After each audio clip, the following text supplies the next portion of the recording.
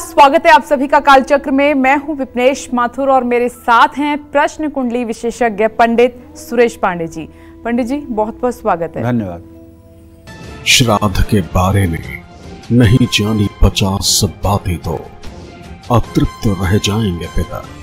देखिए कालचक्र स्पेशल पुण्यकारी पितृपक्ष। जी हाँ, पितृपक्ष की शुरुआत हो चुकी है। पूरे पितृपक्ष हम सभी अपने स्वर्गवासी पितरों का श्राद्ध और तर्पण करते हैं, लेकिन आज पंडित सुरेश पांडे जी आपको श्राद्ध से जुड़ी वो 50 बातें बताएंगे जो आपको कहीं नहीं मिलेंगी। अगर आप भी श्राद्ध करने जा रहे हैं तो आपको तर्पण, पंचबली, ब्राह्मण भोग, श्राद्ध सामग्री और श्राद्ध के दान से जुड़ी वो खास बातों का पालन करना बहुत जरूरी है, वरना आपके पितृ आपसे रूठ सकते हैं। तो बने रहिए कालचक्र के साथ और अपनी चर्चा की शुरुआत करें। उससे पहले जान लेते हैं आज का शुभ मुहूर्त आपके लिए क्या है। आज 20 सितंबर 2024 दिन शुक्रवार है। आज आश्विन कृष्ण पक्ष की तृतीया तिथि रात 9:15 तक। इसके बाद चतुर्थी तिथि शुरू हो जाएगी। अश्विनी नक्षत्र रात 2:43 तक। इसके बाद भरणी नक्षत्र शुरू होगा। ध्रुव योग दोपहर 3:19 तक। इसके बाद व्याघात योग शुरू होगा। आज तृतीया तिथि का श्राद्ध है और आज सर्वार्थ सिद्धि योग बना हुआ है। इसी क्रम में आज के कुछ अशुभ मुहूर्त भी हैं। जैसे शुक्रवार है तो राहु काल रहेगा सुबह 10:30 बजे से दोपहर 12 बजे तक और भद्रा काल रहेगा सुबह 10:55 से रात 9:15 तक। यमगंड काल रहेगा दोपहर 3:17 से शाम 4:48 तक। इन अशुभ समयों में किसी नए कार्य का शुभारंभ ना करें। जय मां विंध्यवासिनी। चलिए अपनी चर्चा की शुरुआत करते हैं। शास्त्रों में पितृपक्ष को पितरों के श्राद्ध के लिए क्यों खास माना गया है? क्यों पितृपक्ष में रूठे पितरों को मनाने का सबसे खास मौका होता है? कैसे करना चाहिए पितरों का श्राद्ध? आइए पंडित जी से सबसे पहले यही जानते हैं। पंडित जी, कोई गलती ना हो जाए इसीलिए आज ये चर्चा बहुत ज़रूरी है कि जो भी अपने जो पितृ रूठ गए हैं, रूठों को मनाना चाहते हैं या जो श्राद्ध करते हैं, तर्पण करते हैं, उन्हें खास तौर पर किन बातों का ख्याल रखना है? देखो विज्ञान ऐसा है कि वैसे तो हमारे सनातन धर्म में 365 दिन पितरों के लिए तर्पण करने का विधान है। 365 दिन। पहले आप सूर्य को अर्घ दीजिए, फिर देवताओं को अर्घ दीजिए, फिर उसके बाद अपने पितरों को अर्घ दीजिए। सूर्य को अर्घ देते समय आपकी मुख और मुद्रा पूर्व दिशा में होनी चाहिए। देवताओं को, ऋषियों को अर्घ अर्पित करते समय उत्तर दिशा में आपका मुंह रहे और पितरों को जब तर्पण आप करें तो आपका मुंह दक्षिण दिशा में रहे। सही बात तो ये है कि 365 दिन हमें पितरों को तर्पण करना चाहिए, लेकिन समय अभाव कह लो या परंपरा कह लो या मतलब कि लोगों की व्यस्तता कह लो, 365 दिन तो मैं समझता हूँ शायद 142 करोड़ की आबादी में 100 लोग भी नहीं होंगे। बिल्कुल सही कहा आपने। लेकिन 15 दिन के लिए स्पेशल पितृपक्ष बनाया गया है जिसमें सभी काम रोक दिए गए हैं। न विवाह कर सकते हैं आप, न सगाई कर सकते हैं आप, न रिंग सेरेमनी कर सकते हैं आप, न मुंडन कर सकते हैं, न जनेऊ कर सकते हैं। कोई शुभ कार्य आप नहीं कर सकते हैं। अब जब आप सब जगह से रोक दिए गए और आपके पास अब समय है, अब तो पितरों के लिए कुछ न कुछ करना है ना, तो करेंगे। आपने तारीख भी बताई थी कब से शुरू जी, हो रहा है? 18 तारीख से शुरू है ये। तो कहने का मतलब ये है कि वायु पुराण के अनुसार श्रद्धा से किया गया तर्पण, पिंडदान श्राद्ध कहलाता है। जिस मृत व्यक्ति के 1 साल तक सभी क्रियाएं संपन्न हो जाती हैं उनको पितर कहते हैं। जो पालन या रक्षण करे वो पितर कहलाता है। स्कंद पुराण के अनुसार इसे श्राद्ध इसलिए कहा जाता है क्योंकि इसके मूल में, इसके जड़ में श्रद्धा होती है। श्रद्धा से कराया गया भोजन और वस्त्रदान श्राद्ध कहलाता है। नृसिंह पुराण में कहा गया है कि दिव्य पितरों को, देवताओं को, अपने पितरों को, मनुष्यों को और मनुष्यों को श्रद्धा से तृप्त करने को ही श्राद्ध कहते हैं। हमारे सभी पूर्वज वंश के सभी मृत व्यक्ति पितरों की श्रेणी में आते हैं। ऋग्वेद में दिवंगत पूर्वजों के लिए पितर शब्द का प्रयोग किया गया है। श्राद्ध से बढ़कर और कोई काम कल्याणकारी नहीं होता है। जो शांत रहकर विधि पूर्वक श्राद्ध करता है वो इस लोक में तृप्त होकर जन्म मृत्यु के बंधन से मुक्त हो जाता है। व्यक्ति को अपने कल्याण के लिए भी श्राद्ध जरूर करना चाहिए।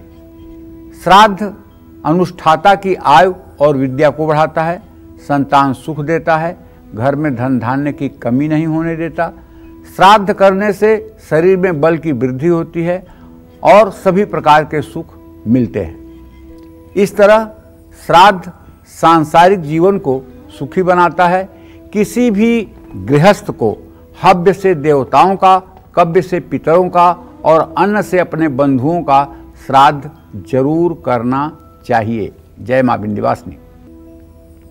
चलिए अपनी चर्चा को आगे बढ़ाते हैं। पंडित जी, जो पितृपक्ष की कथा है, मैं चाहती हूँ आज आप दर्शकों को वो बताइए। देखिए, ऐसा है, सभी दर्शकों को बताना चाहूँगा। यहाँ एक छोटी सी कथा है। कहते हैं कि श्राद्ध की परंपरा की शुरुआत कथा के मुताबिक कर्ण की मृत्यु के बाद उनकी आत्मा को स्वर्ग पहुँचाने के लिए, जहाँ उन्हें खाने के लिए सोना के गहने दिए गए, कर्ण को कुछ समझ नहीं आया और उन्होंने देवता इंद्र से पूछा कि उन्हें भोजन की जगह सोना क्यों दिया गया। इंद्र ने कहा कि कर्ण ने हमेशा सोना ही दान किया है, लेकिन अपने पितरों को खाना नहीं खिलाया है। आपने सुना भी होगा कि कर्ण कोई ऐसा दिन नहीं होता था जिस दिन सुवर्ण दान न करता हो। तो इसके बाद कर्ण को पृथ्वी पर 16 दिनों के लिए भेजा गया, जहां उन्होंने अपने पितरों के लिए और पितरों के मोक्ष के लिए श्राद्ध किया। मान्यता है कि तभी से पितृपक्ष के 16 दिनों में श्राद्ध करने की परंपरा चली आ रही है। देखिए, ऐसा है कि पितर सोना चांदी से संतुष्ट नहीं होते हैं। सोना चांदी का दान करने से ब्राह्मण संतुष्ट होता है और उसके आशीर्वाद से आपको पितरों की सद्गति मिलती है। लेकिन पितरों को अगर आप संतुष्ट करना चाहते हैं तो हमारे समझ से आपके पास 3 चीज अवश्य होनी चाहिए। एक तो जौ का आटा, एक चावल का आटा और एक काले तिल का आटा। इन तीनों में थोड़ा थोड़ा सा गाय का घी, थोड़ी सी चीनी, थोड़ा सा खोया और इत्र, ये मिला करके गोलाकार पिंड बनाना चाहिए। और ये पिंड सतोगुणी भगवान विष्णु को, रजोगुणी भगवान ब्रह्मा को और तमोगुणी भगवान शिव को अर्पित करना चाहिए। इससे सात्विक, राजस, तामस तीनों प्रकार के पितरों को मुक्ति मिलती है। चाहे आप त्रिपिंडी श्राद्ध करें, चाहे आप नारायण बलि करें, चाहे आप गया श्राद्ध करें, इस तरह से ही पिंडदान का शास्त्रों में महत्व वर्णित किया गया है। तो ये 3 चीजें श्राद्ध में बहुत आवश्यक हैं और इनको शुद्धता के साथ ग्रहण करके और इनका श्राद्ध में प्रयोग जरूर करना चाहिए। जय मां विंध्यवासिनी। तो पंडित जी से आज बहुत ही खास चर्चा हमारी जारी है पितृपक्ष को लेकर। पंडित जी, ये तो आपने बताया सामग्री क्या क्या होनी चाहिए, लेकिन कुछ लोग ऐसा कहते हैं कि जो हम सामग्री पितरों को चढ़ा रहे हैं भोग के स्वरूप, तो वो कैसे उन तक पहुंचती है? ये कुछ लोग कहते हैं कि वो खाते तो है नहीं। अब देखो, सही बात ऐसा है कि जब मैं लगभग 18-19 साल का था, हमारे घर के पास एक सूर्यावा रेलवे स्टेशन है और पितृपक्ष का समय था। बात बड़ी नाजुक है लेकिन बता देता हूँ, क्योंकि सच्ची बात है, मेरे जीवन की घटी बात है। तो एक आदमी था जो बैठ करके भाषण दे रहा था कि ब्राह्मणों ने अपना पेट भरने के लिए ये मरने के बाद मतलब कि श्राद्ध का विधान बना दिया है। कोई पानी वानी नहीं पहुंचता है, यहाँ से हम किसी को पानी देंगे तो मतलब भगवान के यहाँ कैसे पानी पहुंच जाएगा, कैसे अन्न पहुंच जाएगा, कैसे दान पहुंच जाएगा, कैसे क्या पहुंच जाएगा। इसी तरह की बातें बोल रहा था और उसकी बातों को 4-6 लोग सुन करके हाँ में हाँ मिला रहे थे। मैंने उससे पूछा कि आपके पिताजी का क्या नाम है, तो उसने बताया। हमने कहा आपके पिताजी जीवित हैं? बोला नहीं। तो हमने उनके पिताजी को गाली दे दिया। जब हमने गाली दिया तो उत्तेजित हो गए। हमने कहा बताइए आपके पिताजी तो मर चुके हैं? कहें हाँ। हम कहा तो उनको गाली कैसे पहुंच गई? अगर आप गाली नहीं पहुंची तो आप उत्तेजित कैसे हुए? उनको गाली पहुंची तभी तो आप उत्तेजित हुए। वो चुप हो गए। हम कहा इसी तरह से श्रद्धा श्राद्ध से किया जाता है और पितरों को भी वो इसी तरह से पहुंचता है। जैसे हमारी बाणी पहुंच गई उसी तरह से सारी वस्तुएं भी पहुंचती हैं पितरों को। ये श्रद्धा का विषय है। श्राद्ध का नाम ही श्रद्धा है। श्राद्ध का नाम ही श्रद्धा है। और हमारे सनातन धर्म में भगवान कुछ खाते नहीं हैं, लेकिन जब हम उन्हें कोई वस्तु श्रद्धा से समर्पित करते हैं तब हम यह मान लेते हैं कि हमारे प्रभु को वो चीज़ प्राप्त हो गई। सही बात है। उसमें से एक अन्न खाने के लिए भगवान नहीं आते हैं। और भगवान ने जब जब अवतार लिया है, जब जब उन्होंने शरीर धारण किया है, तो उन्होंने दिखाया है कि मैं भक्तों के प्रेम का भूखा हूँ, वस्तु का भूखा नहीं हूँ। इसीलिए वो सबरी के जूठे बैर खा लेते हैं, इसीलिए वो विदुरानी के केले केले के छिलके खा लेते हैं और दुर्योधन के 56 प्रकार को लात मार देते हैं। मतलब वो श्रद्धा और भक्ति भाव को देख करके ही वस्तु स्वीकार करते हैं, ताकि इसका एक विषय, एक अनुकरणीय विषय सनातन धर्म के इतिहास में प्रतिष्ठित हो सके। आप तो ये हमेशा कहते हैं कि भगवान श्राद्ध का विषय है। भक्ति को नहीं, भाव को ज्यादा भाव को, हाँ, भाव ही विद्यते देव। भाव में ही देवता विद्यमान है। और एक बात जान लो विपनेश, एक बहुत बड़े ऋषि हुए कर्दम ऋषि। उन्होंने 10,000 वर्ष तक भगवान विष्णु की तपस्या की। भगवान विष्णु प्रसन्न हुए, बोले वरदान मांग लो। तो उन्होंने कहा प्रभु दुनिया दूसरा कुछ वरदान मांगती है, लेकिन मैं आपसे ये वरदान मांगता हूँ कि आप मेरे योग्य एक धर्मभार्या दे दीजिए। अभी आपने नहीं सुना होगा कि पत्नी के लिए कोई 10,000 वर्ष तक तपस्या करे। तो भगवान ने प्रसन्न होकर कहा ये मस्तु, मनु की पुत्री देवहूति आपके योग्य है। और आज के तीसरे दिन मनु महाराज अपनी पत्नी के साथ स्वयं आप तक आएंगे शत्रुपा के साथ, और देवहूति के लिए रिश्ता मांगेंगे और देवहूति का आपसे पाणी ग्रहण होगा। आपने एक वरदान मांगा है, मैं दूसरा वरदान आपको स्वयं दे रहा हूँ। मैं स्वयं नारायण आपके अंश से देवहूति के गर्भ से प्रकट होऊंगा और इस समाज को धर्मशास्त्र का उपदेश करूंगा।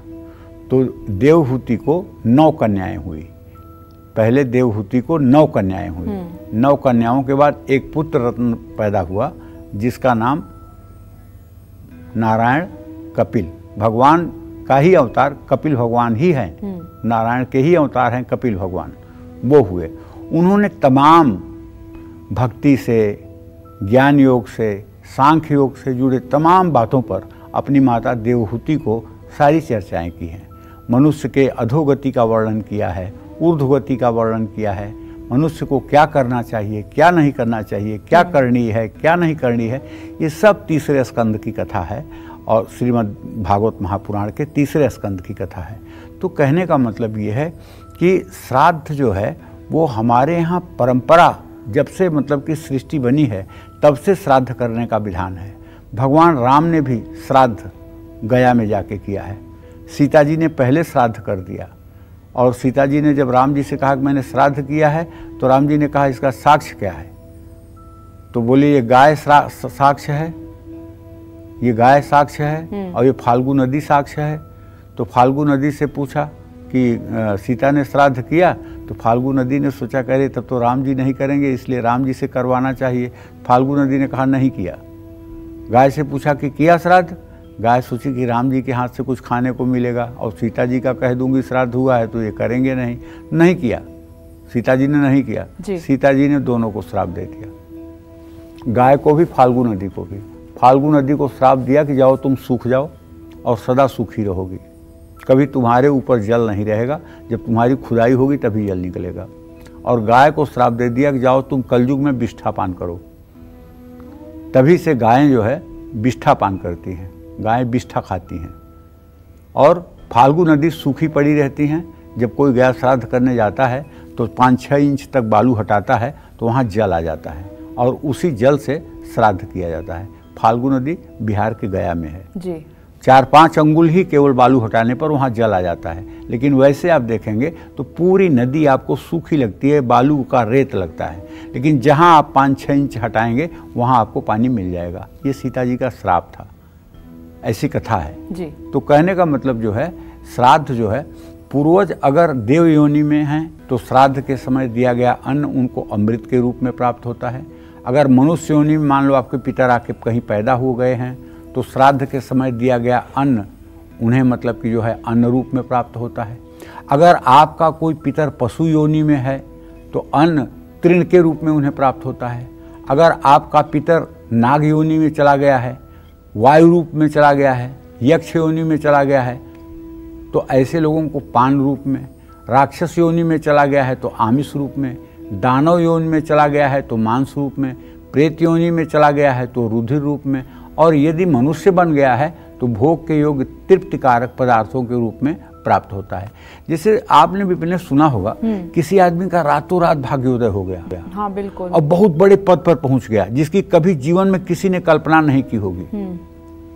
मतलब कल तक कोई उम्मीद नहीं थी और आज वो इतना उच्च शिखर पर पहुंच गया है कि जिसकी कल्पना नहीं।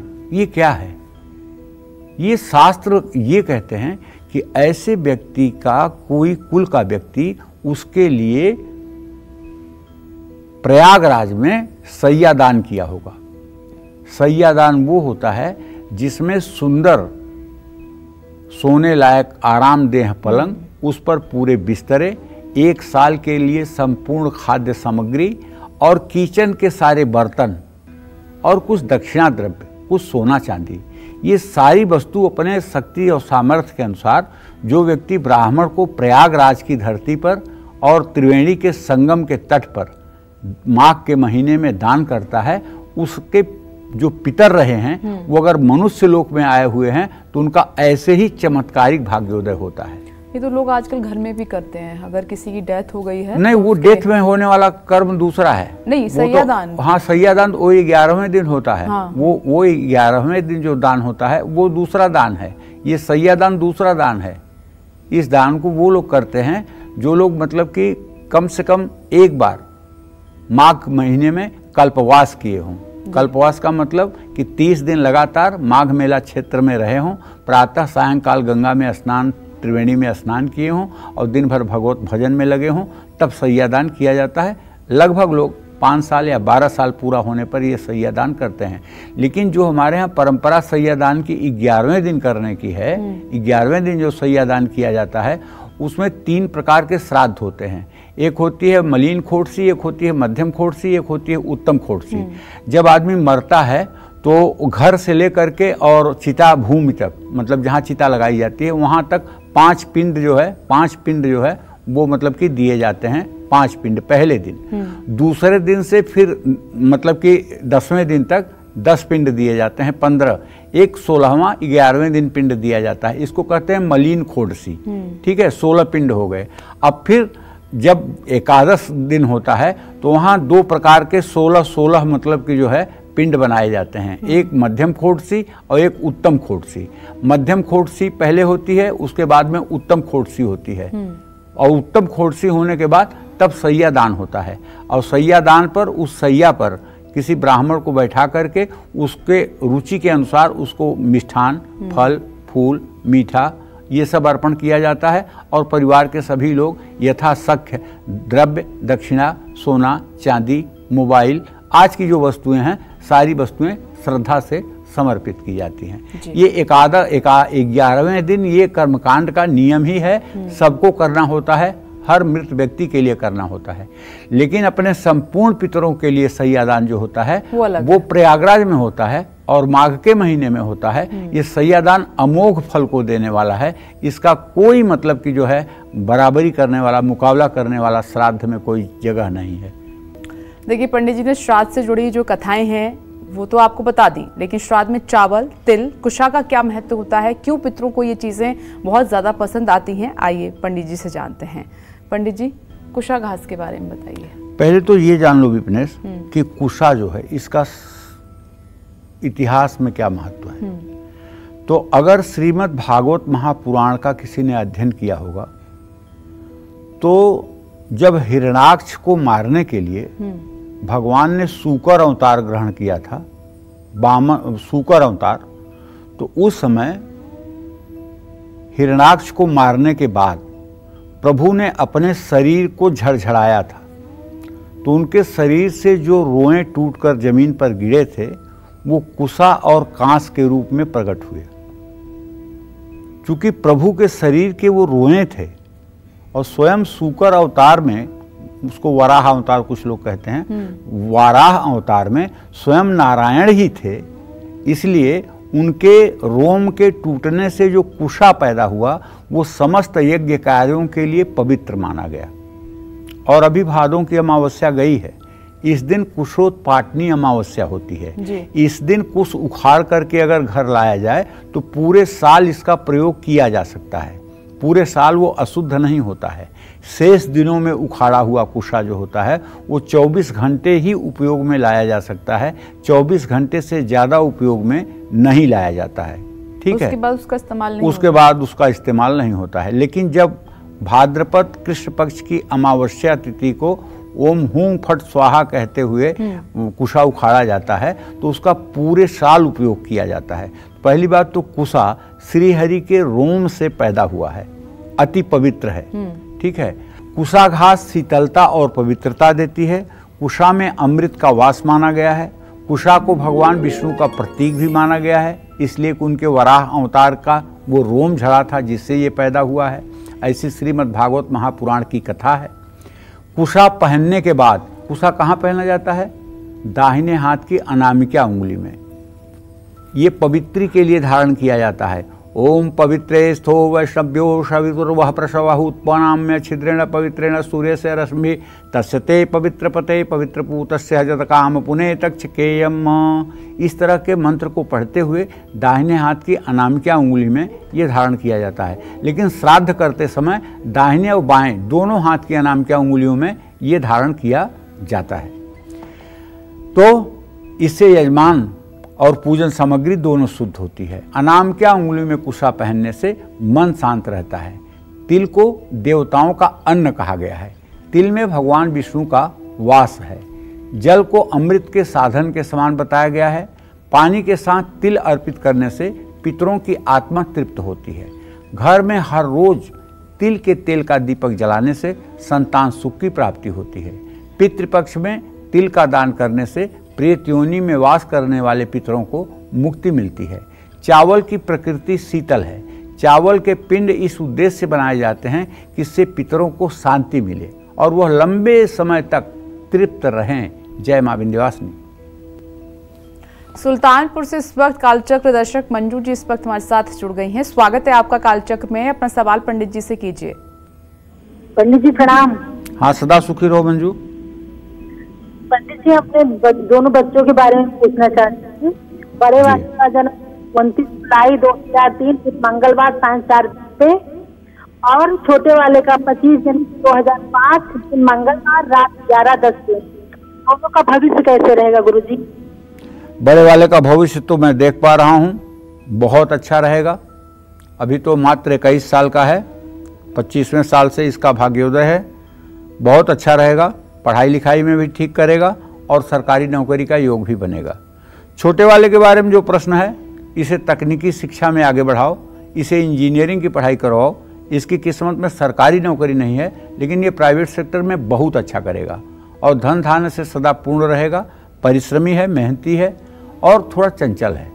तो कहने का मतलब ये है कि अगर इसको हनुमान चालीसा का पाठ करने के लिए बोलो तो इसका स्वास्थ्य ठीक रहेगा और पढ़ाई में भी ये अच्छा करेगा, इसमें कोई संदेह नहीं है। तुम्हारे दोनों बेटे ठीक हैं। तुम्हें चाहिए कि तुम सोमवार के दिन किसी भी शिवलिंग पर जल, गाय का दूध और हो सके तो भस्म विभूति और बिल्वपत्र अर्पित करो और एक घी का दिया भगवान शिव के मंदिर में जलाओ। इससे आपके बच्चे चिरंजीव दीर्घायु रहेंगे और सफलता के शिखर पर पहुंचेंगे।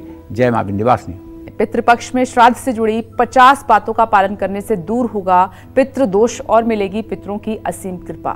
अब बात करते हैं तर्पण की। क्या पितरों का तर्पण हर दिन करना चाहिए? साथ ही जो लोग किसी ब्राह्मण से तर्पण नहीं करा सकते हैं तो कैसे करें अपने पितरों का तर्पण? आइए पंडित जी से जान लेते हैं।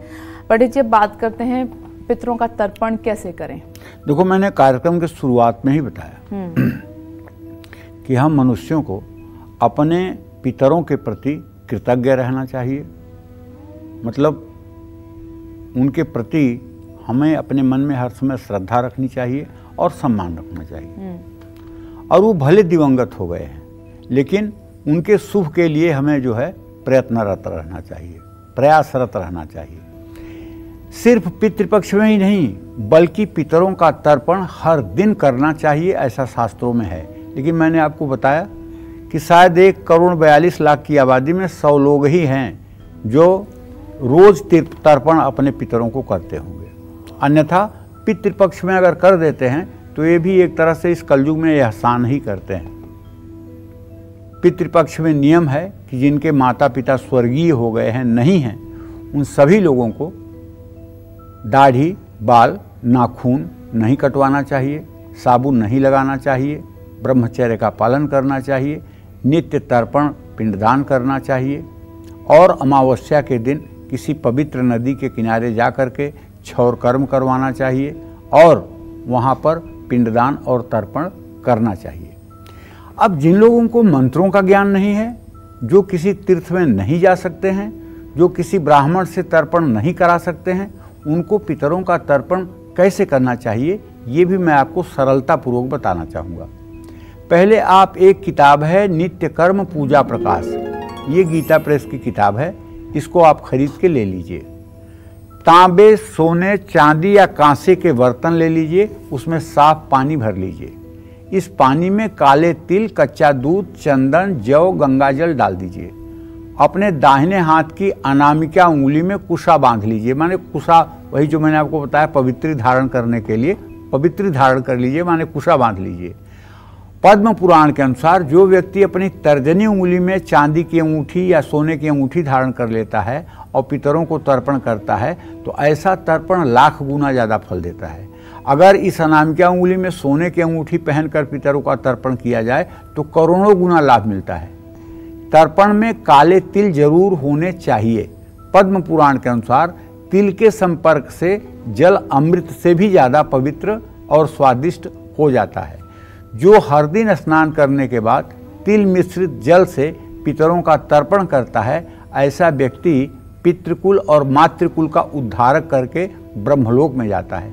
मातृकुल मतलब कोई आदमी अगर गया श्राद्ध कर रहा है या भागवत की कथा सुन रहा है या त्रिपिंडी श्राद्ध कर रहा है या नारायण बलि कर रहा है तो सिर्फ अपने माता पिता दादा दादी का कल्याण नहीं करता है, वो अपने मृतक नाना नानी, मामा, इन सबको भी, अगर इनकी आत्माएं दिवंगत हो गई हैं तो इन सब का भी वो उद्धारक होता है। क्योंकि बेटी का बेटा का श्राद्ध जो होता है वो नाना नानी को मिलता है, इसमें कोई संदेह नहीं है। अब बस एक बात का ध्यान रखना चाहिए कि दामाद का किया हुआ कोई भी कर्म जो है वो अपने सास ससुर को नरक और अधोगति में डाल देता है। दामाद के द्वारा कोई कृत्य कर्म अपने सास ससुर के लिए नहीं होना चाहिए। कुशा के अग्रभाग से देवताओं का, जैसे कुशा है जिसको मैंने बताया कि ये भगवान वराह के रोम से प्रकट हुआ है ना, तो उसका जो अग्रभाग मतलब उसका जो ऊपरी सिरा है उससे देवताओं का और मध्य भाग से मनुष्यों का, जब उसको मोड़ करके ऊपर का भाग पीछे कर लीजिए और मध्य भाग से मनुष्यों का और मूल भाग जो अग्रभाग है पितरों का तर्पण करना चाहिए। घर में, ग्रहण में, पितृश्राद्ध में, व्यतिपात योग में, अमावस्या में, संक्रांति के दिन निषेध होने पर तिल से तर्पण आप कर सकते हैं। बाकी दिनों में घर में तिल से पितरों का तर्पण नहीं करना चाहिए। सबसे पहले आत्मशुद्धि करें हरि ओम अपवित्रः पवित्रो वा सर्वावस्थां गतोऽपि वा यः स्मरेत् पुंडरीकाक्षं सह वायाभ्यंतरा शुचिः। इसका अर्थ जो है वो तो है, लेकिन मैं आपको इसका अर्थ बता देता हूँ। आपको ये मंत्र नहीं आता है, कोई बात नहीं, आप आँख बंद करिए और अपने हृदय में शंख चक्र गदा पद्म धारण किए हुए भगवान विष्णु का ध्यान करिए। भगवान विष्णु आपके हृदय में हैं, उनके दाहिने हाथ के तर्जनी उंगली में चक्र है, बाएं हाथ के ऊपर वाली हाथ में जो है पांचजन्य शंख है, दाहिने हाथ में नीचे जो है कमुद की गदा है और बाएं हाथ में एक कमल का फूल है। बनमाला पूरे शरीर में शोभित हो रही है, पीताम्बर धारण किए हुए हैं, सर पे उनके सुंदर मुकुट शोभायमान हो रहा है और उनके आभा मंडल से पूरा त्रिलोकी जगमगा रहा है। ऐसा ध्यान करते ही आप भीतर और बाहर से पवित्र हो जाएंगे। आप मंत्र बोलें या ना बोलें, आप निश्चित रूप से पवित्र हो जाएंगे, आप नहाए हों या ना नहाए हों। ये ध्यान आते हुए यह स्मरेत पुंडरीकाक्ष, भगवान विष्णु को ही पुंडरीकाक्ष कहते हैं, उनका स्मरण करते ही मनुष्य भीतर और बाहर से पवित्र हो जाता है। ये बात अच्छी तरह से समझ लेनी चाहिए। देवताओं का, फिर ऋषियों का और सबसे बाद में पितरों का तर्पण करें। देवताओं का तर्पण करते समय अपना मुंह पूरब दिशा में रखें। देवताओं का नाम लेकर एक एक बार तर्पयामी बोलते हुए उन्हें अपनी उंगली के आगे वाले भाग से जल गिराते रहें। ऋषियों का तर्पण करते समय उत्तर दिशा की ओर मुँह करके 2 बार तर्पयामी बोलते हुए उन्हें ऋषि तीर्थ में से जल गिराते हुए जलांजलि दें। पितरों का तर्पण करते समय दक्षिण दिशा की ओर मुँह करके 3 बार तर्पयामी बोलते हुए पितृतीर्थ से जल को गिराते हुए जलांजलि दें। ओम पितृदेवाय नमः, ओम पितृ शांति भवः, इन मंत्रों का जप करें। वैसे पितर सूक्त का भी पाठ जो है पितृपक्ष में किया जाना चाहिए। जो अपने पितरों को तिल मिश्रित जल से 3 अंजलियां देता है उनके सभी पाप नष्ट हो जाते हैं।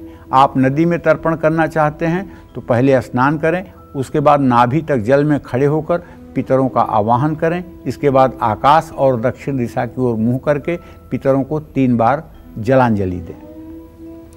पितरों के उद्धार के लिए विष्णु सहस्र नामावली का नित्य पाठ करने से पितर मुक्त होते हैं। अपने घर में भागवत कथा का आयोजन करें। देखिए, भागवत कथा का आयोजन करने में काफ़ी पैसा लगता है और यदि आप भागवत की कथा नहीं करवा सकते हैं, आपकी सामर्थ्य नहीं है, तो अगर संस्कृत में पढ़ सकते हैं तो संपूर्ण भागवत को आप 7 दिन में अगर पढ़ लें भगवान विष्णु की पूजा करके, तब भी आपके सारे पितर मुक्त हो जाएंगे।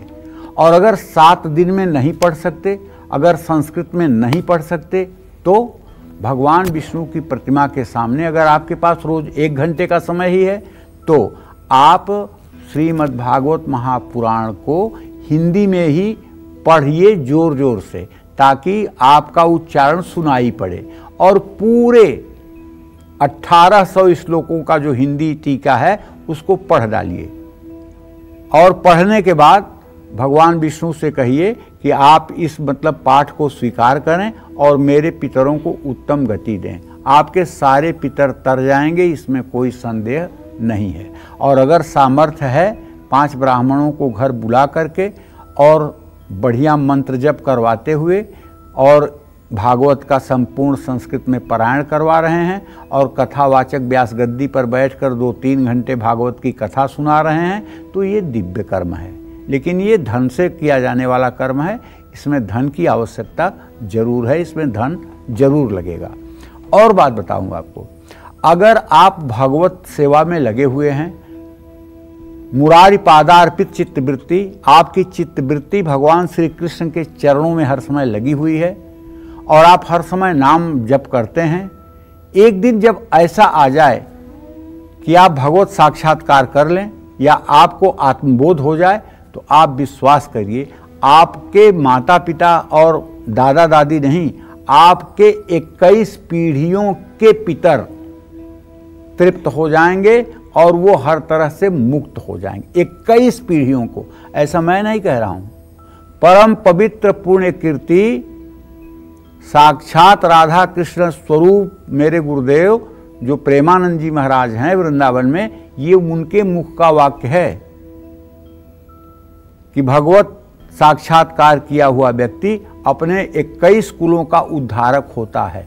21 कुलों का उद्धारक होता है, ये कोई छोटी बात नहीं है। 21 कुलों का, और इतने बड़े संत हैं कि इस बात पर संशय करने की कोई गुंजाइश ही नहीं है।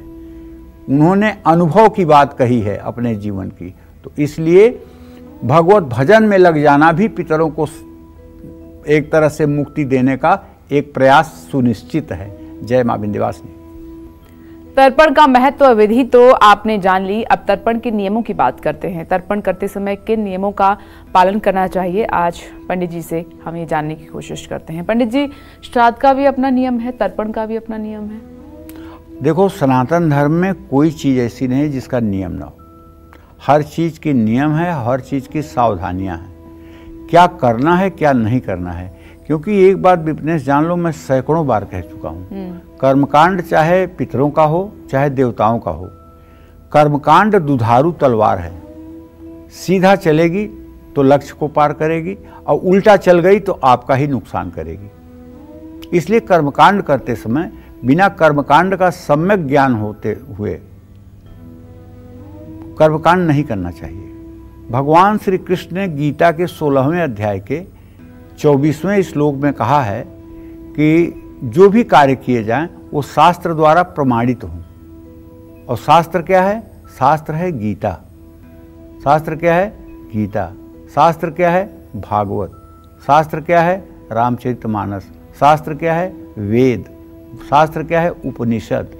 इनके द्वारा बताए हुए कार्यों को और इनके अनुरूप बताए हुए कार्यों को जो हम करते हैं, तस्मात् शास्त्रम प्रमाणम च कार्याकार्य व्यवस्थितौ, ये श्रीमद् भगवद गीता के 16वें अध्याय का 24वां और अंतिम श्लोक है, जिसमें भगवान स्वयं अपने मुंह से कहते हैं कि तस्मात् शास्त्रम प्रमाणम च कार्याकार्य व्यवस्थितौ, शास्त्र सम्मत कार्य ही करना चाहिए। और शास्त्र सम्मत कार्य गीता में लिखे हुए हैं कि मनुष्य को किस तरह के कर्म करने चाहिए, क्या शास्त्र सम्मत है, क्या शास्त्र सम्मत नहीं है। पंडित जी, एक छोटी सी बात में ये मतलब जब हम तर्पण की और श्राद्ध की बात कर रहे हैं, तो क्या उन बच्चों को ये इसका अधिकार है जिन्होंने कभी जीते जी अपने माँ बाप को सुखी रखा ही नहीं? देखो बेटा, ऐसा है, हाँ, देखो थोड़ा प्रायश्चित तो उनको करना पड़ेगा, लेकिन हमारे यहाँ भगवान कहते हैं, श्री कृष्ण कहते हैं, क्षिप्रम भवति धर्मात्मा शाश्वत शांति निगच्छति कौन्तेयम प्रतिजानीहि न मे भक्त प्रणश्यति। अगर आदमी कितना भी गलत काम क्यों न किया हो, लेकिन अगर भयभीत होकर के मेरी शरणागति ले ले और कहे कि अबलव नसानी अबना न सही हो, और सतमार्ग पर चलने के लिए मुझे साक्षी मान करके और चल पड़े, तो मैं उसे भी महात्मा बना देता हूं, और वो कभी नष्ट न हो इसके लिए मेरा पूरा प्रयास होता है। कौन्तेयम प्रतिजानीहि, हे कुंती पुत्र अर्जुन, ठीक से जान लो, न मैं भक्त प्रणश्यति, मेरा भक्त कभी नष्ट नहीं होता। और गीता में आगे यह भी कहते हैं 12वें अध्याय में, तस्माहम समुद्धरता मृत्यु संसार सागरात भवामी न चिरापार्थम मैया वेशित चेतताम। मतलब मैं अपने भक्तों का इस मृत्यु सागर संसार सागर से उद्धार कर देता हूँ। भवामी न चिरापार्थम, और विलंब बिल्कुल नहीं करता हूँ। मैया वेशित चेतताम। और रामायण में तुलसीदास जी लिखते हैं, कोटि विप्र अघ लागहि जाहू आए शरण तजहु नहीं ताहू।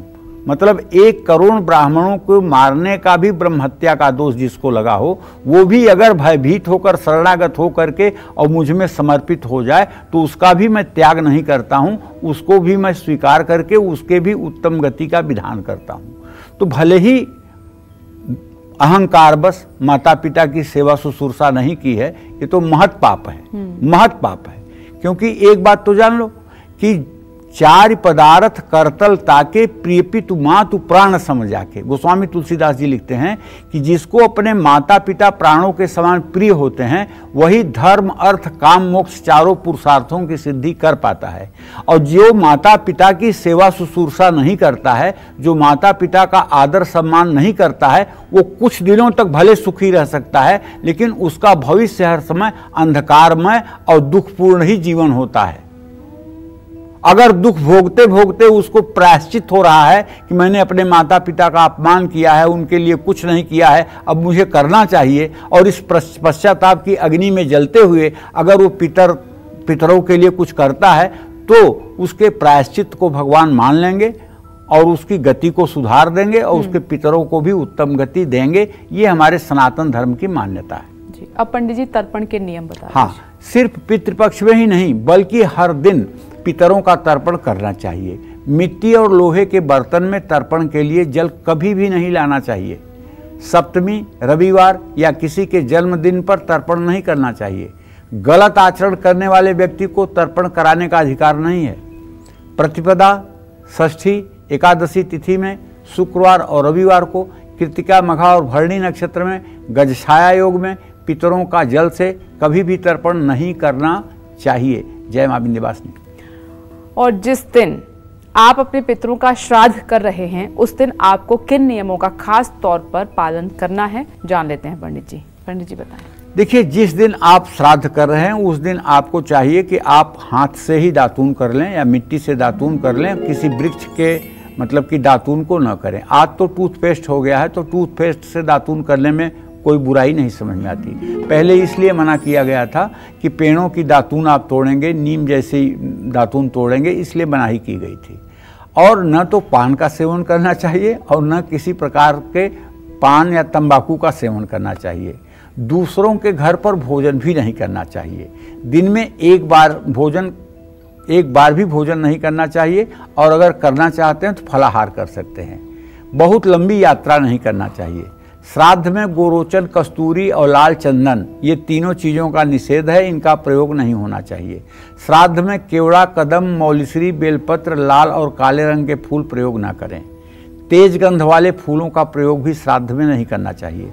श्राद्ध में बैगन और नशीली चीज़ों का भी त्याग करना चाहिए।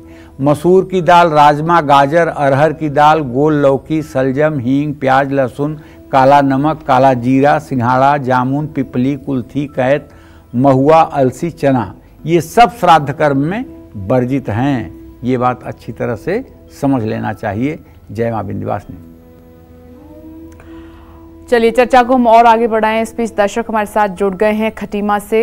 रवि जी, स्वागत है आपका कालचक्र में। अपना सवाल पंडित जी से कीजिए। हेलो पंडित जी, प्रणाम। हाँ, सदा सुखी रहिए। पंडित जी, मेरा नाम रवि सिंह है जी।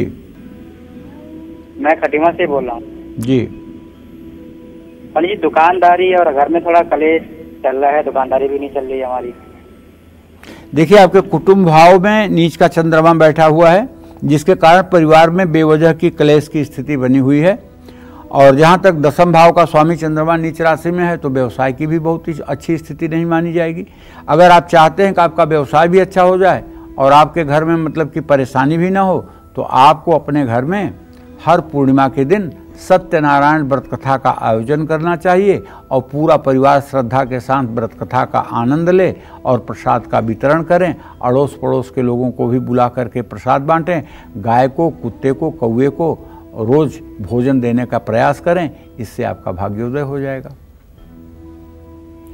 आगे बढ़ते हैं। श्राद्ध में पंचबली का क्या महत्व है? पंचबली के बिना क्यों श्राद्ध अधूरा माना गया है? पंडित जी बताएंगे आपको। पंडित जी बताइए। देखो, ब्राह्मण भोजन से पहले श्राद्ध के लिए बनाए गए भोजन में से पंचबली यानी गाय, कुत्ता, कौवा, देवता और चींटी के लिए भोजन का कुछ हिस्सा निकाला जाता है, जिसको गाय को दिया जाने वाला भोजन गोबली है, कुत्ते को दिया जाने वाला भोजन स्वान बलि है, कौवे को दिया गया भोजन काक बलि है, देवताओं को दिया गया भोजन देवादि बलि है और चींटियों को दिया गया भोज्य पदार्थ पीलिका बलि कहलाती है। श्राद्ध का भोजन मुख्य रूप से पहले घर की पश्चिम दिशा में रखना चाहिए। पश्चिम दिशा में श्राद्ध का भोजन लेकर गाय को खिलाने का विधान है। श्राद्ध का भोजन रखने के लिए दूसरा स्थान है घर का दरवाज़ा। घर के द्वार पर श्राद्ध का खाना एक पत्ते पर रखकर कुत्ते को खिलाना चाहिए। श्राद्ध कर्म के बाद भोजन रखने का तीसरा स्थान घर की छत है। घर की छत पर कौवों के लिए भोजन रखने का विधान है। चौथा स्थान है घर का मंदिर। पितरों की तुलना देवताओं से की गई है। ऐसे में देवताओं को पंचबली कर्म के दौरान शामिल किया जाता है। पंचबली कर्म के दौरान श्राद्ध का भोजन रखने का 5वां स्थान है। चींटी या जमीन से रहने वाले जीवों के बिल में भोजन थोड़ी ही मात्रा में रखा जाता है। इससे ये पंचबली जब हो जाती है तो आपके पितर तृप्त हो जाते हैं। जय मां विंध्यवासिनी। आज कालचक्र में पंडित जी आपको श्राद्ध से जुड़ी 50 खास बातें बता रहे हैं। तो चलिए अब बात करते हैं ब्राह्मण भोज की। क्यों श्राद्ध में ब्राह्मण भोज को बहुत जरूरी माना गया है, ब्राह्मण को भोजन कराना चाहिए और भोजन में कौन कौन सी चीजें जरूरी होनी चाहिए, ये पंडित जी से जानते हैं। ब्राह्मण भोज का भी बहुत महत्व है पंडित जी, आपने कई बार बताया है। तो किस तरह से ब्राह्मण भोज हमें कराना चाहिए? देखो, पहली बात तो ये है कि ब्राह्मण भोज का मतलब है कि श्राद्ध में ब्राह्मणों को भोजन कराना बहुत जरूरी है। ब्राह्मण के मुख से देवता हव्य और पितर कव्य को पाते हैं। एक बार जान लो विपनेश, जैसे कोई अकाल मृत्यु को प्राप्त हुआ, 22 साल की 24 साल की अवस्था में एक्सीडेंट में या दुर्घटना में मरा, और ब्राह्मण जाति के अलावा किसी दूसरे को, आज के वर्तमान युग की भी बात कर रहा हूँ पूरा छाती ठोक के, 13 लोगों को कहिए बैठ करके पहले भोजन करने के लिए, तो उनका कलेजा मुंह को आ जाएगा डर के मारे, पता नहीं क्या दोष लग जाएगा। लेकिन ब्राह्मणों को बुला के देखो, लोटे में लोटा बजा करके हंस हंस के खा करके और उठ करके मुंह पोंछ करके दक्षिणा ले करके हंसते हुए घर चले जाएंगे। ऐसा क्यों? ऐसा इसलिए कि उनकी आदत है, उनके स्वभाव में है। उनको ये विश्वास है कि जैसे गंगा में कोई चीज़ पवित्र हो सकती है, अग्नि में डाली गई कोई चीज़ पवित्र हो सकती है, उसी तरह से ब्राह्मण के मुंह में गई हुई सारी चीज़ पवित्र हो जाती है। उनको ये विश्वास है, उनको ये विश्वास है। और एक बात बताऊं, हमारे यहाँ श्राद्ध में होता क्या है कि जब मतलब कि 11वें दिन मतलब कि श्राद्ध का समय होता है, तो अगर स्त्री मरी है तो मतलब स्त्री की पूजा होती है, पुरुष मरी है तो पुरुष ब्राह्मण की पूजा होती है। कुछ लोगों ने ब्राह्मणों से बैर करके कहा कि हम लोग अपना कर्मकांड खुद करा लेंगे। तो एक पढ़े लिखे IAS अधिकारी थे उस बिरादरी के, उन्होंने जाकर कहा कि भाई ठीक है, हम आप लोगों की बात से सहमत हैं, हम लोग ब्राह्मणों को नहीं बुलाएंगे, अब हम लोग खुद ही अपना कर्म कांड कर लेंगे। लेकिन एक बात बताइए आप लोग कि हम लोगों के यहाँ मान लीजिए कोई पुरुष मरा, तब तो कोई पुरुष आके बैठ जाएगा, खा पी लेगा। लेकिन अगर मान लीजिए हमारी माता जी या कोई महिला मरी, तो उसकी जगह किसके घर की महिला आएगी बैठ करके सबके हाथ से भोजन करने के लिए और दक्षिणा लेने के लिए? तो कोई न बोला, सब सन्न, पूरी सभा सन्न बोले। इसलिए ब्राह्मणों का कोई विकल्प नहीं है। इसलिए मतलब कि जो है आप लोग ये कहते हैं जिसका काम उसी को साजे, बस यही बात है। तो मनुस्मृति में कहा गया है कि पितृपक्ष में ब्राह्मणों के साथ ही प्राण रूप में और वायु रूप में पितर आते हैं और उन ब्राह्मणों के साथ बैठकर ही पूजा करते हैं। जो व्यक्ति बिना ब्राह्मण को भोजन कराए श्राद्ध कर्म करता है, उसके घर पितर भोजन नहीं करते हैं और वापस लौट जाते हैं। श्राद्ध से एक दिन पहले ही ब्राह्मण को आमंत्रित करें। पितृकार किसी योग्य ब्राह्मण से ही कराएं। जिनके लिए श्राद्ध किया जा रहा है उनके नाम, उनके पिता के नाम और गोत्र का उच्चारण स्पष्ट होना चाहिए। श्राद्ध में अपने पितरों का मनपसंद भोजन बनाना चाहिए। भोजन में खीर, दूध, दही, घी, शहद, तिल, तुलसी जरूर होना चाहिए। ब्राह्मण भोज की थाली दोनों हाथों से पकड़कर ही लेकर आएं। मौन रहकर ब्राह्मणों को भोजन कराएं। ब्राह्मणों को भोजन कराते समय मार्कंडेय पुराण में वर्णित पितृ सूक्त का पाठ कर लेना चाहिए। इससे मतलब कि आपके अनुष्ठान की न्यूनता भी पूरी हो जाती है। जय मां विंध्यवासिनी। बिना दान के आपके पितरों के लिए किया गया श्राद्ध अधूरा माना जाता है। इससे पितर अतृप्त रहते हैं। आखिर क्यों श्राद्ध में दान का बहुत ज्यादा महत्व है, साथ ही श्राद्ध में किन चीजों का दान करना चाहिए, आइए जान लेते हैं। पंडित जी, दान का तो आप हमेशा ही बताते हैं, दान दक्षिणा का महत्व बहुत ज्यादा है, तो कैसे क्या दान करें हम? हिरण्यगर्भ संवर्तताग्रे भूतस्य जातः पतिरेक आसीत सदाधार पृथ्वी ध्यामुतेमा कस्मै देवाय हविषा विधेमा। ये ब्राह्मण को दक्षिणा देने का मंत्र है।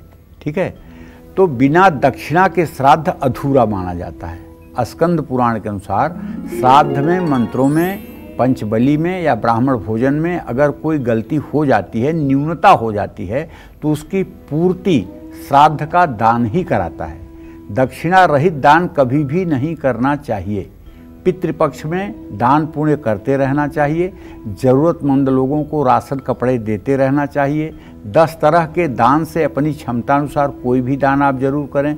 जूता, चप्पल, कपड़ा, छाता, काला तिल, घी, गुड़, धान्य, नमक, सोना, चांदी, गाय, भूमि, ये श्राद्ध में जो भी दान देने में आप समर्थ हैं वो कर सकते हैं। अगर असमर्थ हैं तो अमान्य दान देते हैं, जैसे नमक, गुड़, घी, अन्न। श्राद्ध में गाय का दान सर्वश्रेष्ठ माना गया है। गाय का दान परिवार के लिए शुभ मंगलकारी होता है। श्राद्ध में अन्न का दान करने से मनोवांछित सफलता मिलती है। आर्थिक रूप से संपन्न लोग अगर किसी ज़रूरतमंद व्यक्ति को ज़मीन का दान करें तो इससे संतान और संपत्ति का लाभ होता है। ज़मीन का दान न कर पाएँ तो एक गमले में पौधा लगाकर भी दान कर सकते हैं। श्राद्ध में सोने का दान करने से पारिवारिक कलह से मुक्ति मिलती है। पितरों का आशीर्वाद प्राप्त करने के लिए चांदी का दान भी किया जा सकता है। पितरों को प्रसन्न करने के लिए नमक का दान भी लाभदायक है। इससे नकारात्मक ऊर्जा से रक्षा होती है। श्राद्ध में जूते चप्पल दान करने से शनि और राहु दोष का प्रभाव कम होता है। पितृपक्ष में छाता दान करने से मान्यता है कि पितरों को छत्र छाया परिवार पर हमेशा रहती है। काले तिल का दान करने से संकट और परेशानियों से परिवार की रक्षा होती है। घी का दान करने से कलेश से मुक्ति मिलती है। गुड़ का दान करने से आर्थिक स्थिति बेहतर होती है, इसमें कोई संशय नहीं। जय मां विंध्यवासिनी। चलिए बात करते हैं आज के लकी ईमेल कुंडली विजेता की। आज की हमारी ईमेल कुंडली विजेता हैं देहरादून की रहने वाली शिवानी गुप्ता। और पंडित जी, शिवानी की डिटेल आपके पास पहले से ही है और शिवानी के कुछ सवाल हैं छोटे छोटे। घर में बहुत ज़्यादा आर्थिक तंगी है, कोई उपाय बताएं। एजुकेशन लोन लिया हुआ था, कब तक उतर जाएगा। जॉब में ग्रोथ कब मिलेगी और फ्यूचर कैसा रहेगा। देखो, शिवानी का जन्म 21 मई 1996 को 9:08 पर सुबह देहरादून में हुआ। शिवानी मिथुन लग्न की और मिथुन राशि की लड़की है। शिवानी की कुंडली में शुक्र, चंद्रमा, बृहस्पति तीनों ग्रह केंद्र में हैं। शिवानी स्वयं में अपने आप में टैलेंटेड है, इसमें कोई संदेह नहीं है। लेकिन शिवानी की कुंडली में शनि केतु जो 10वें भाव में बैठे हुए हैं, राहु की उस पर दृष्टि है, वो इस बात का संकेत है कि इसके पिताजी का जीवन बहुत ही संघर्षमय रहा है। अत्यंत संघर्षों से घिरा हुआ जीवन रहा है, जिससे परिवार में अभाव की स्थिति बहुत दिनों से बनी हुई है। लेकिन जहाँ तक शिवानी की कुंडली है, शिवानी की कुंडली में इस समय शनि की महादशा चल रही है। शनि केतु के साथ है। नवमेषः सर्वदा सौम्य न क्रूरः फलदायक। तो ये शनि अभी अच्छा फल नहीं कर रहा है। नौकरी तो है इसके पास, लेकिन इसके योग्यता के अनुसार नौकरी नहीं है। इसमें उन्नति का मार्ग 5 मार्च 2025 के बाद प्रशस्त होगा। 5 मार्च 2025 के बाद ये आगे बढ़ेगी, इसमें कोई संदेह नहीं है। हाँ, घर में अगर चाहती हो कि अच्छा हो जाए तो आपको अपने घर में नित्य एक पारे का शिवलिंग रख करके और उसे थाली में ऐसा स्थापित करें कि उस पर हर समय जल की एक एक बूंद धारा गिरती रहे और नित्य उनका धूप दीप से पूजन करें। अगर ये उपाय घर में नियमित रूप से होने लगे तो 1 साल के अंदर घर की आर्थिक परिस्थिति निश्चित रूप से परिवर्तित हो जाएगी, इसमें कोई संदेह नहीं है। जय मां विंध्यवासिनी। पूरे पितृपक्ष आपको कौन कौन से पाठ जरूर पढ़ने चाहिए, आइए पंडित जी से जानते हैं। पंडित जी, वो पाठ जो खास तौर पर हम पितृपक्ष पे पढ़ें। देखो, श्राद्ध वाले दिन गीता के 7वें अध्याय का पाठ कर लेना चाहिए। श्राद्ध की शुरुआत और श्राद्ध के अंत और पिंडदान के समय, श्राद्ध के समय अमृत मंत्र का जप कर लेना चाहिए। ओम देवताभ्य पितृभ्य महायोगिभ्य एवच नमः स्वधायै स्वाहायै नित्यमेव भवन्त्युतः। पितृपक्ष में पितृ गायत्री मंत्र का भी पाठ जरूरी है। जिस तरह संध्या उपासना में ब्रह्म गायत्री का पाठ जरूरी है, उसी तरह से श्राद्ध में पितृ गायत्री का जप जरूरी है। श्राद्ध की शुरुआत, मध्य और अंत में पितृ गायत्री मंत्र का जप करना चाहिए। और पितृपक्ष में हनुमान चालीसा का नियमित पाठ करना चाहिए। ऐसा करने से घर परिवार पर कोई भी संकट नहीं आता है। हनुमान चालीसा के साथ साथ बजरंग बाण का भी पाठ करने से पितृदोष से मुक्ति मिलती है। पितृदोष से मुक्ति पाने के लिए अमावस्या या पूर्णिमा को पितृ सूक्त का पाठ करना चाहिए। पितरों की मुक्ति के लिए पितृ गायत्री मंत्र का जप करना चाहिए। सर्व पितृ अमावस्या के दिन गजेंद्र मोक्ष का पाठ करना चाहिए, ये लाभदायक है। मार्कंडेय पुराण में पितृ स्तुति का पाठ कर सकते हैं, इससे पितृ प्रसन्न होते हैं, रोगों से मुक्ति मिलती है, धन संतान सुख की प्राप्ति होती है। विष्णु सहस्रनामावली का पाठ करने से या राम रक्षा स्तोत्र का पाठ करने से या गोपाल सहस्रनाम का पाठ करने से पितरदोष से मुक्ति मिलती है। विष्णु सहस्रनामावली का पाठ हर अमावस्या और पितृपक्ष में जरूर करना चाहिए। गरुड़ पुराण का पाठ किसी सुयोग्य ब्राह्मण से करवाना चाहिए। गरुड़ पुराण का पाठ कराने से पितृदोष से मुक्ति मिलती है। जय मां विंध्यवासिनी। हम आगे डिस्कशन को आगे बढ़ाएंगे, लेकिन इस बीच झारखंड से कॉलर झम्मन जी जुड़ गए हैं। स्वागत है आपका कालचक्र में। अपना प्रश्न पंडित जी से कीजिए। नमस्कार पंडित जी। हाँ, सदा सुखी रहिए। नाम बताइए। झम्मन यादव पंडित जी। अच्छा, 25 मई 1982 का जन्म है हमारा। समय अच्छा नहीं चल रहा है, नौकरी चाकरी थोड़ा वही बताइए। क्या बताऊं, चंद्रमा मतलब कि जो है ठीक स्थिति में नहीं है और मंगल से सदाष्टक योग है। समय तो अभी बिल्कुल ठीक नहीं चल रहा है। जहां हाथ लगा रहे हैं वहीं निराशा आ रही है, जहां हाथ लगा रहे हैं वहीं परेशानी आ रही है। अभी तो मुझे लगता है कि 6-7 महीने और संघर्ष की स्थिति है, उसके बाद सुधार होगा। और सुधार के लिए आपको चाहिए कि रोज़ कम से कम एक बार सुबह शाम हनुमान चालीसा का पाठ करिए और मंगलवार को हनुमान मंदिर जाइए, दर्शन पूजन करिए। उससे ज़रूर कुछ आपके भाग्य को बल मिलेगा। जय मां विंध्यवासिनी। पंडित जी, आज हमारे दर्शकों को इतनी महत्वपूर्ण जानकारी देने के लिए बहुत बहुत धन्यवाद। धन्यवाद। और उम्मीद करते हैं कि आज का विषय आपको हमारा बहुत पसंद आया होगा। कल फिर एक नए विषय और आपकी परेशानियों को दूर करने के लिए ढेरों उपाय लेकर आएंगे हम पंडित सुरेश पांडे जी के साथ। तब तक के लिए कालचक्र की टीम को दीजिए इजाजत और देश और दुनिया की खबरों के लिए आप देखते रहिए न्यूज़ 24। नमस्कार।